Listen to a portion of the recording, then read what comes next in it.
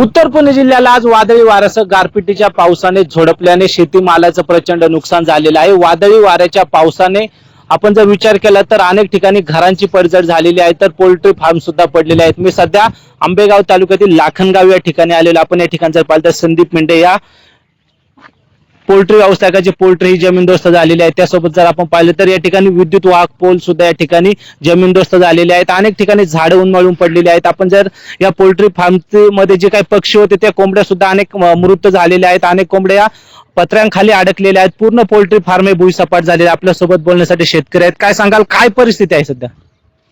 परिस्थिती भयानक आहे। वाऱ्यामुळे सगळं आमचं नुकसान झालेलं आहे आणि त्याची भरपाई मिळाली तर बरं होईल असं आम्हाला वाटतंय, नाहीतर आम्ही पूर्ण याच्यातच नुकसानच होणार आहे आमचं, काहीच नाही। किती पक्षी होते एकूण? याच्यात जवळजवळ 5,000 पक्षी आहेत। 5,000 पक्षी।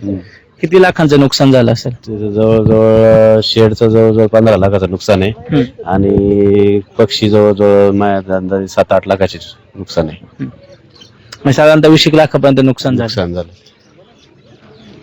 वादळी वाऱ्याच्या या पावसाने पोल्ट्री फार्म पूर्णपणे जमीनदोस्त झाल्याने 5,000 पक्षी या पोल्ट्री फार्म मध्ये अडकलेले आहेत। जवळपास 20 लाख रुपयाचं शेतकऱ्याचं नुकसान झालेलं आहे। त्यामुळे या नुकसानग्रस्त पोल्ट्री फार्मचे पंचनामे करून आर्थिक मदत करण्याची मागणी सध्या या पोल्ट्री व्यावसायिकांकडून केली जात आहे। हेमंत चापुडे, झी मीडिया, आंबेगाव, पुणे।